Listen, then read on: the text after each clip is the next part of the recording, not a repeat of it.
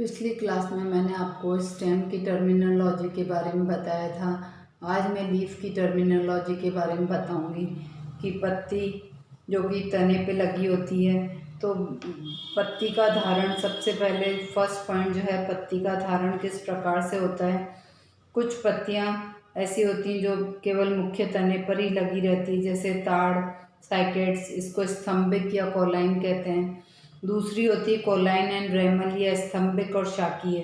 ऐसी पत्तियां जो मुख्य स्तंभ और शाखाओं दोनों पर होती हैं, जैसे आम में। और अधिकतर सभी पौधों में जो पत्तियां होती है वो तने पे भी लगी होती है और शाखाओं पे भी लगी होती है।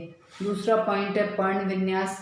पर्ण विन्यास, जो पत्तियां का पर्ण विन्यास है, पत्तियां कैसे लगी हुई रहती है, इसका अरेंजमेंट कैसा है। तो एकांतर पत्तियां ऐसी होती है जो एक पत्ती लेफ्ट में और दूसरी राइट में, उससे ऊपर, फिर लेफ्ट में उससे थोड़ी ऊपर, फिर राइट में वापस उससे ऊपर। तो इस तरह से एक पत्ती लेफ्ट में, एक पत्ती राइट में, लेकिन उनकी जो मिलान है वो एक जैसा नहीं है, एक ऊपर एक नीचे। दूसरी प्रकार की पत्ती है सम्मुख पत्तियां। वे पत्तियां जो एक पर्व संधि पर जोड़े में लगी होती है।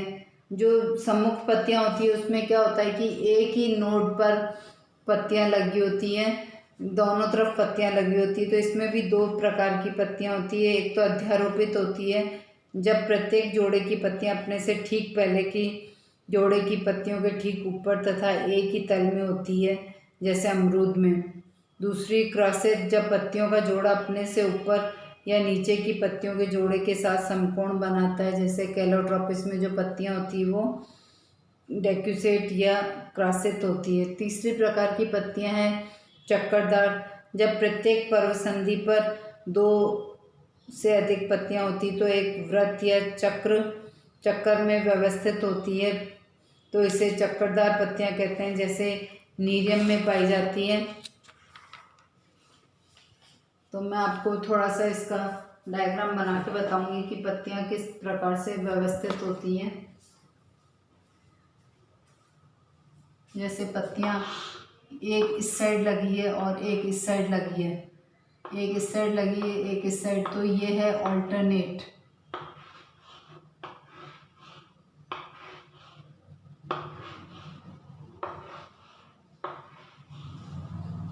ऑल्टरनेट, एक इस नोड पे है, एक दूसरी नोड पे है, ये दूसरी नोड पे, इस तरह से ये ऑल्टरनेट पत्तियां होती हैं। दूसरी प्रकार की है ऑपोजिट। ऑपोजिट पत्तियां जो होती हैं वो इस तरीके से पाई जाती है कि एक ही नोड पे आपको पत्ती पाई जाएगी, तो ये है ऑपोजिट। ठीक है। अब तीसरी प्रकार की है चक्करदार पत्तियां। चक्करदार पत्तियां होती है कि एक ही नोड से कई सारी पत्तियां निकलती है, तो उसे कहते हैं चक्करदार।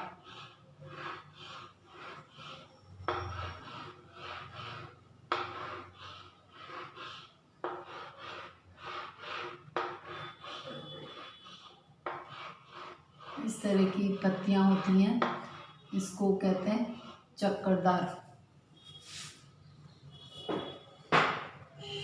अब है अनुपर्ण और उनके प्रकार। तीसरा प्रकार का अनुपर्ण और उनके प्रकार। अनुपर्ण किसे कहते हैं? पत्ती के कक्ष में पत्ती नुमा संरचना को अनुपर्ण कहते हैं। जब यदि अनुपर्ण उपस्थित है तो पत्ती अनुपर्णी कहलाती है, और यदि अनुपर्ण उपस्थित नहीं है तो पत्ती अननुपर्णी या एक्स स्टिपुलेट कहलाती है। और पत्ती में स्टिप्यूल प्रेजेंट होता है तो पत्ती स्टिपुलेट कहलाती है। तो जब स्टिपुलेट होती है, जब अनुपर्ण पाए जाते हैं, तो अनुपर्ण भी विभिन्न प्रकार के, विभिन्न तरीके से व्यवस्थित होते हैं। तो मैं इसको आपको इस डायग्राम के द्वारा बताऊंगी कि जो फ्री लेटरल है, सबसे पहला जो है मुक्त पार्श्वीय। दो मुक्त अनुपर्ण जो पर्ण आधार के दोनों ओर विकसित होते हैं, जैसे चाइना रोज में ये जो तना लगा हुआ है और ये पर्ण आधार तने के दोनों ओर जो लगा हुआ रहता है, ये मुक्त है, फ्री है दोनों स्टिप्यूल, तो इसे मुक्त पार्श्वीय कहते हैं। दूसरी प्रकार का स्केली। जो ये स्टिप्यूल हैं ये दोनों छोटे शुष्क शल्क प्राय संख्या में 2 और पर्ण आधार के दोनों ओर लगे होते हैं। जो ये पत्तियां हैं, ये चक्करदार पत्तियां, इनके दोनों ओर क्या है, स्टिप्यूल्स लगे हुए रहते हैं। तीसरी प्रकार का है संलग्न एडेनेट। जो ये पत्तियां दो पार्श्वीय अनुपर्ण जो पर्णवृंत के साथ एक निश्चित ऊंचाई तक चिपके रहते हैं और पर्णवृंतों को पंख के समान बना देते हैं, जैसे गुलाब में। जो ये तना लगा हुआ है, तने से पत्तियां तो लगी हुई, पत्तियों से पहले जो ये स्टिप्यूल्स पाए जाते हैं, तो दोनों इस तरह से, जैसे ये 2 उंगलियां ना इस तरह से तने पे लगे रहते हैं, तो ये लगते हैं जुड़े हुए हैं। तो ये 2 अनुपर्ण लगे हुए हैं, इसमें गुलाब में होता है। नेक्स्ट है इंटरपिट्यूलर या अंतरावृंतक। 2 अनुपर्ण सम्मुख और चक्करदार पत्तियों के बीच में पाए जाते हैं। जो ये अनुपर्ण है, ये दोनों पत्तियों के बीच में पाया जाता है, तो इसे कहते हैं इंटरपिट्यूलर। नेक्स्ट है इंट्रापिट्यूलर। अनुपर्ण जो पर्णवृंत और अक्ष के बीच में स्थित होते हैं।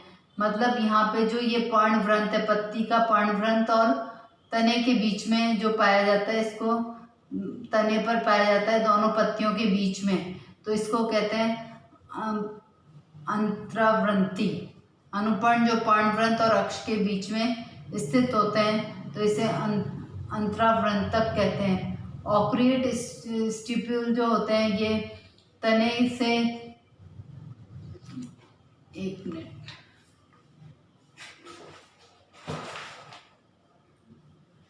इस प्रकार का अनुपर्ण पर्व संधि से कुछ ऊंचाई तथा पर्णवृंत के सम्मुख तने के चारों ओर एक पोलीनली के समान रचना बनाता है, जैसे पॉलीगोनम।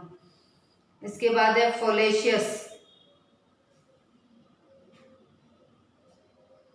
फोलेशियस जो है वो पर्ण 2 बड़ी हरी पत्ती जैसी संरचना होती है, ये 2 बड़ी हरी पत्ती जैसे स्टिप्यूल्स पाए जाते हैं, तो ये है फोलेशियस।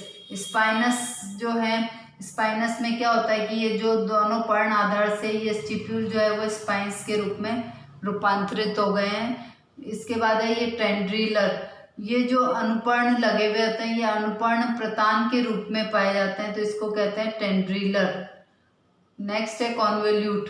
कॉन्वोल्यूट में क्या होता है कि ये पत्ती की बाहरी सतह पर पाए जाते हैं, तो ये पत्ती भी कैसी होती है, डॉर्सी वेंट्रल, तो इसके बाहरी सतह पर पाया जाता है कॉन्वोल्यूट। अनुपर्ण जो पर्णवृंत के अभ्यक्ष की ओर होते हैं, इनके किनारे मिलकर कलिका शल्क बर्ड स्केल का काम करते हैं। ये जो ऐसे लग रही है, ऐसे लग रही है जैसे कोई बर्ड है, जबकि ये है स्टिप्यूल। अब है पत्ती के प्रकार। पत्ती 2 प्रकार की होती है, सरल पत्ती और संयुक्त पत्ती। सरल पत्ती प्रत्येक ऐसी पत्ती जो अखंड होती है या कटी फटी होने पर भी कटाव मध्य शिरा या पर्णवृंत तक नहीं पहुंचता है, जैसे आम, पपीता। अब दूसरी है संयुक्त पत्ती। ऐसी पत्ती जिसकी लैमिना का कटाव स्थान स्थान पर मध्य शिरा या पर्णवृंत तक पहुंचकर उससे 2 या अधिक पर्णकों में अलग कर देता है, जैसे मटर। ये 2 प्रकार की होती है। कंपाउंड लीव्स जो होती हैं वो 2 प्रकार की होती है। एक तो होती है हस्ताकार संयुक्त पत्ती, दूसरी होती है पिच्छाकार संयुक्त पत्ती। तो हस्ताकार संयुक्त पत्ती ऐसी संयुक्त पत्ती जिसके पर्णक पर्णवृंत के अग्र सिरे पर जुड़े होते हैं और इस प्रकार की एक सामान्य बिंदु के चारों ओर उसी प्रकार फैले रहते हैं, जिस प्रकार हथेली के चारों ओर उंगलियां, ये निम्न प्रकार की होती है।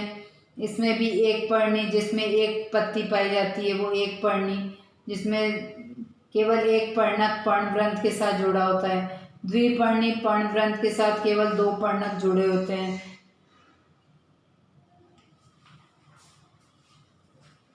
ये इस तरीके से है, जैसे इसमें ये पत्ती यूनिफोलिएट, एक पर्णी जिसमें एक पर्ण लगा हुआ है, इसमें दो पर्णक जुड़े रहते हैं।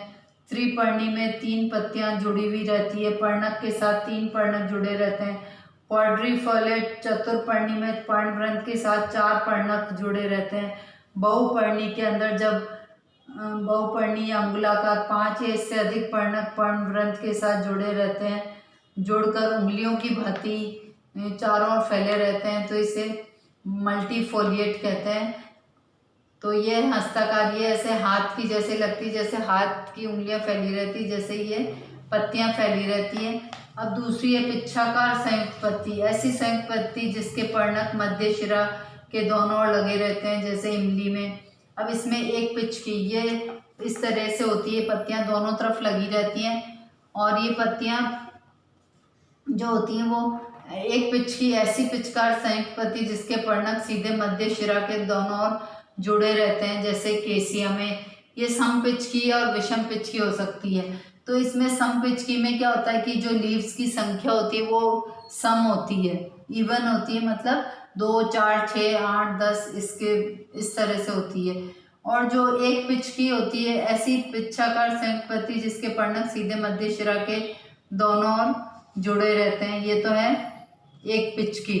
सम पिच मतलब उसमें जो है ऑड नंबर होता है, ये दोनों तरफ पत्तियां लगी हुई है तो ऊपर एक सिंगल पत्ती लगी होती है, तो इसको कहते हैं एक पिच की। और दूसरी सम पिच की जिसमें इवन नंबर होता है पत्ती, ऐसी एक पिच की संयुक्त पत्ती जिसमें पर्णकों की संख्या इवन होती है।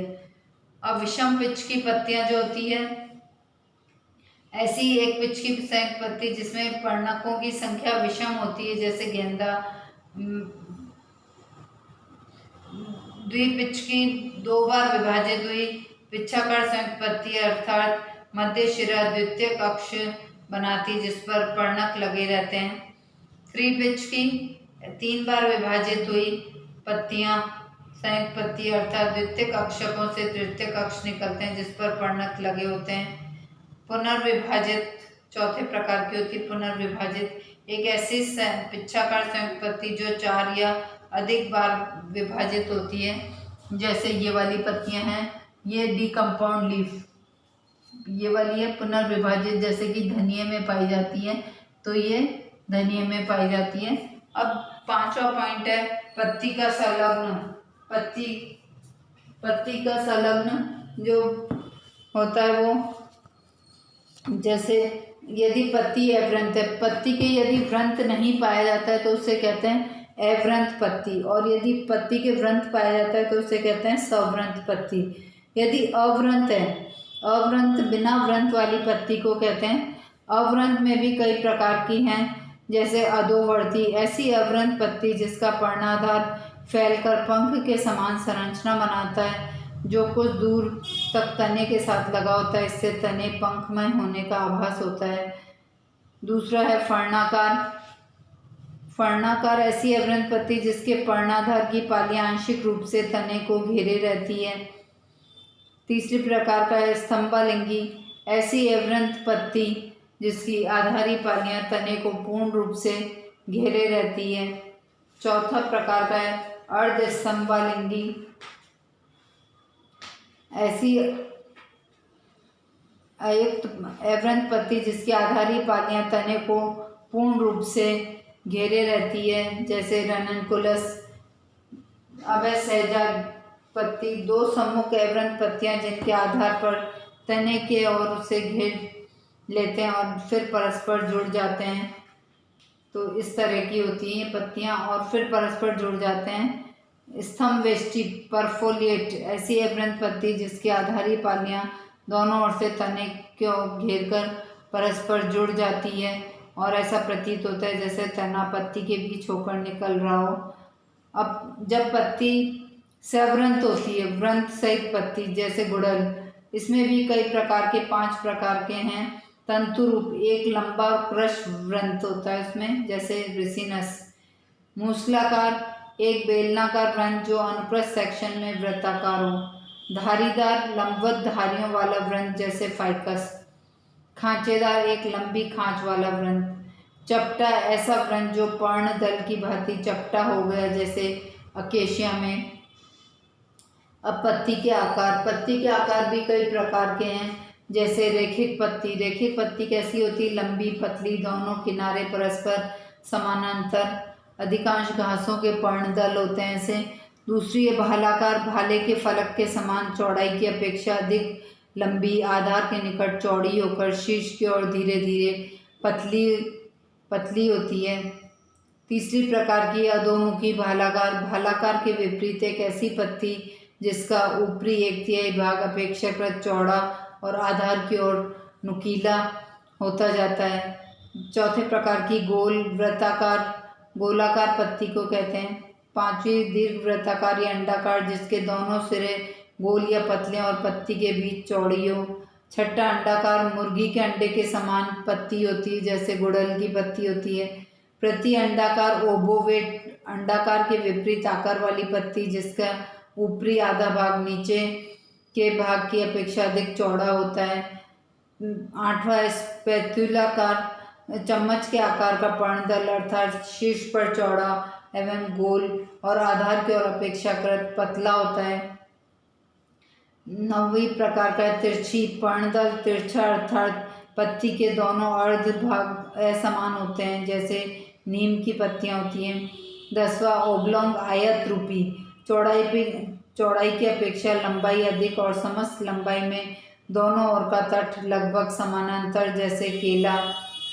11वां वृक्काकार रेनिफॉर्म वृक्क या गुर्दे के आकार की पत्ती होती है इसमें। 12वां हृदयकार हृदय के आकार की होती है। बाणाकार में बाण की भांति होती है पत्ती। भालाकार में आकार में बाण की भांति परंतु आधार की पालियां बाहर की ओर मुड़ी होती है। लायर रूपी बीन के आकार की अर्थात कटी फटी परंतु अंतस पाली बड़ी निचली पालियां छोटी होती जैसे सरसों की पत्ती पाई जाती है। एक है सूच्याकार 16वीं प्रकार की सूच्याकार सुई के समान आकार वाली पत्ती को अर्थात लंबी पतली और बेलनाकार होती है। 17वां फानाकार वैज के आकार की पत्ती अर्थात त्रिभुजाकार जिसका नुकीला सिरा जोड़ बिंदु पर हो। हंसियाकार दरांती के आकार की जो पत्ती होती है उसे हंसियाकार कहते हैं। सी शेप में होती है वो। जीभाकार पट्टी जीभ के समान जैसे पट्टी जीभ के आकार की जो पत्ती होती है उसे जीभाकार कहते हैं। पश्चदंती मोटी क्रपची से लेकर तीक्ष्ण कटे फटे पर्णदल वाली पत्ती जिसके दांते आधार की ओर मुड़े होते हैं। डेल्टा के समान पत्ती होती है।